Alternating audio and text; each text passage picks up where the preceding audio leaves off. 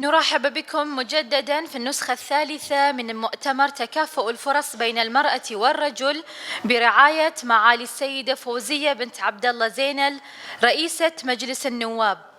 نستأنف الآن أعمال المؤتمر بكلمة رئيسية لسعادة السيدة هالة رمزي فايز رئيس لجنة شؤون المرأة والطفل بمجلس الشورى، فلتتفضل لإلقاء كلمتها.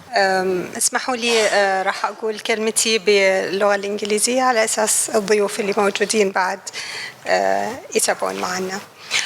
Good morning everyone. Your Excellency Professor Abdullah Yusuf Al-Hawaj, Founding President and Chairman of Board of Trustees, Professor Mansour Al-Ali, President of Ahliauniversitybh, faculty members, students, esteemed guests. It is with great pleasure to participate today in the third conference on equal opportunities, named as Sustainability and Future Studies, organized by Ahliauniversitybh in cooperation with Brunel University, London. And I would also like to express my sincere gratitude and appreciation to the conference organizing committee for their great work.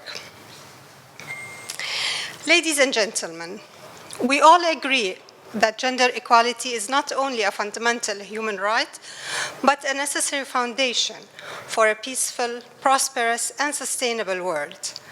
Providing women and girls with equal access to education, healthcare, decent work, and representation in political and economic decision-making processes will fuel sustainable economies and benefit societies and humanity at large. Today, I will be discussing the role of the legislative authority in ensuring that the legal framework is available to enable achieving these sustainable benefits.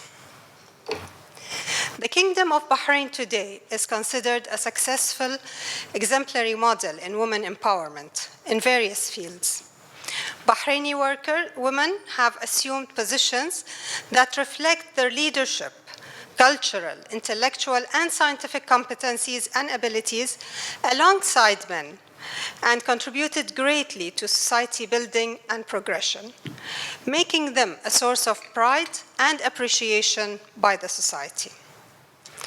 And of course, Bahraini women could only gain this position by the unlimited support of the Supreme Council for Women, chaired by Her Royal Highness Princess Sabika bint Ibrahim Al Khalifa, wife of His Majesty the King.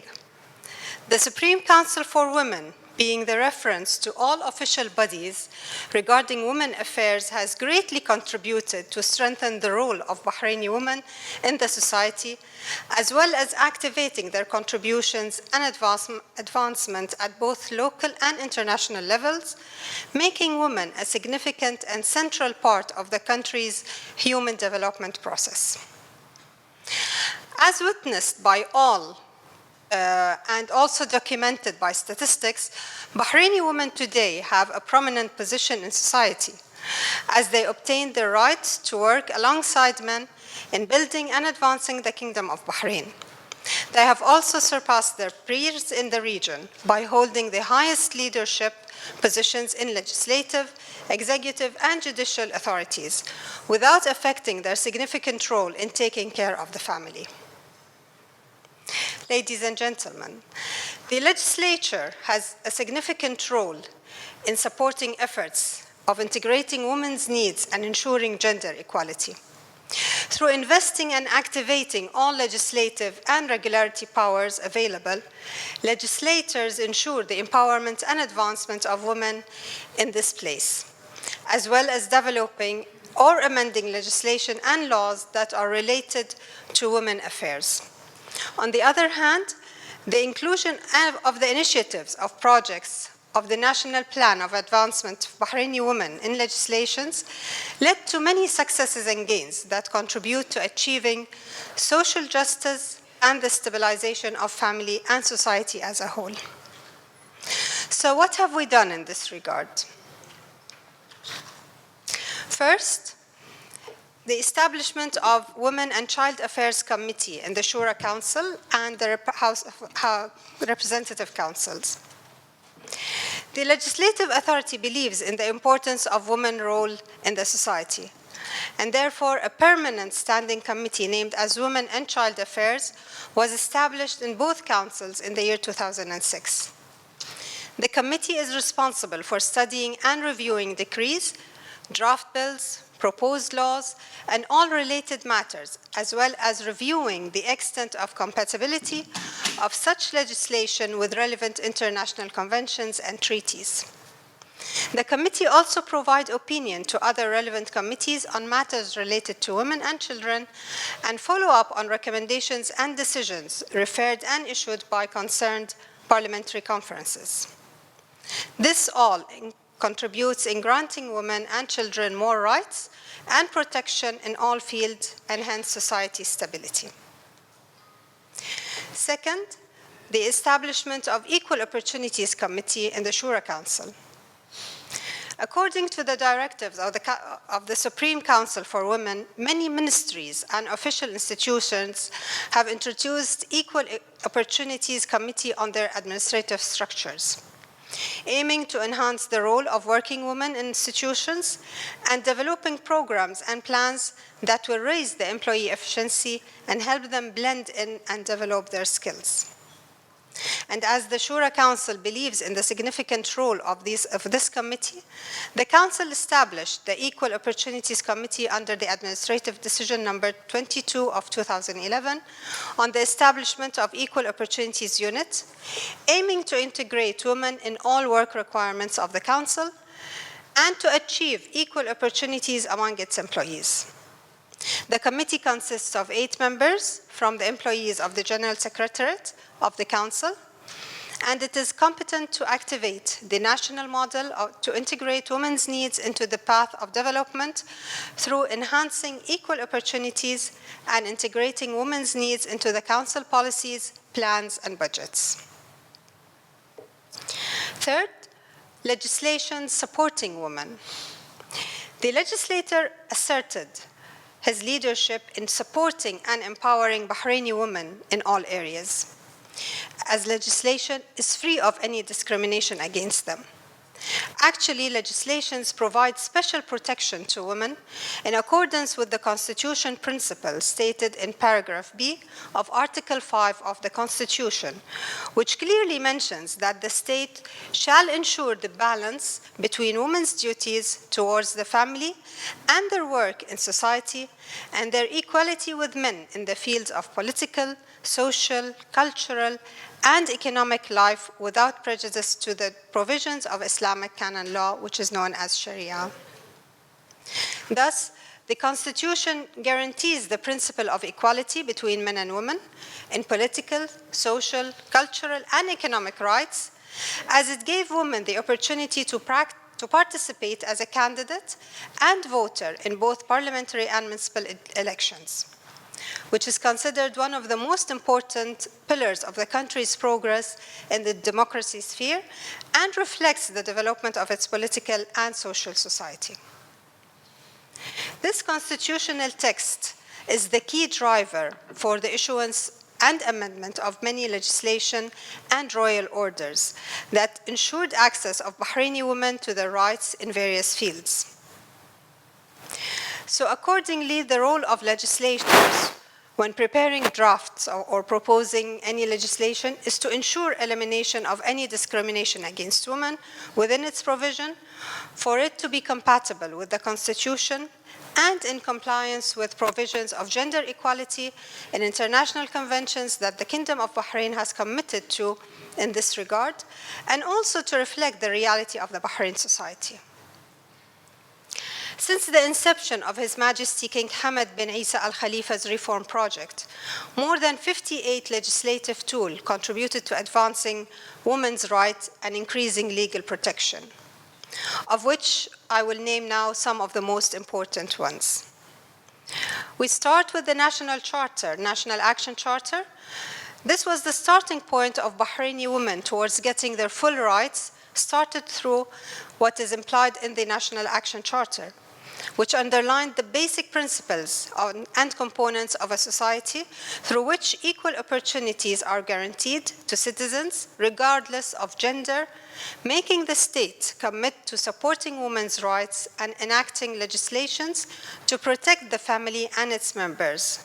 Furthermore, ensuring that citizens, males and females, have the right to participate in public affairs and practice their political rights, starting with the right to vote and stand for election. Then we have Law number 11 of 2004 on premarital medical examination for both genders.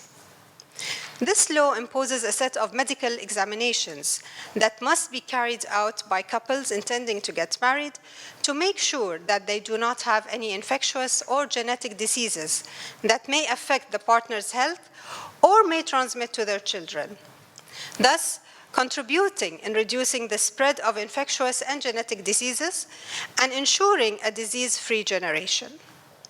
The law also stipulates distributing a guidebook to couples intending to get married and providing social counseling to educate and guide them to establish and enjoy a proper marital life. We also have Law number 34 of year 2005 to establish the Alumni Fund. This fund ensures, or this law ensures, that to include the children of Bahraini women who are married to non-Bahrainis to benefit from the services of this fund, provided that the mother and her children reside in Bahrain. We also have the amendment of the passport law of year 2005, where an article that required the father's or husband's approval, prior approval to issuing or a female applying for a passport was required. This was deleted in this amendment, and women now can apply for passports without any permissions from whoever. There's also Law Decree number 48 of year 2010 for the Civil Service Law and its executive regulations. This law and its executive regulations gave special privileges to employed women in terms of maternity leave, child and family care, as well as legal provisions for the employed Muslim widows.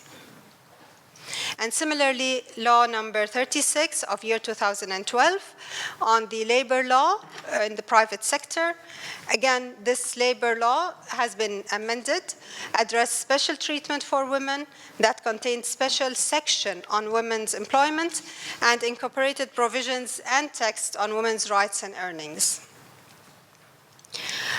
Law number 17 of year 2015 with regard to protection from domestic violence. The law established preventive and remedial measures for protection from domestic violence.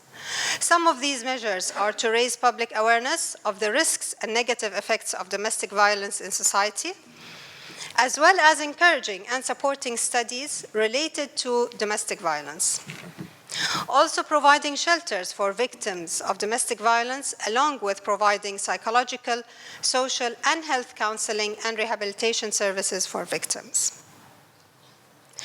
And lastly, one of the most important, actually, is the Family Law, number 19 of year 2017.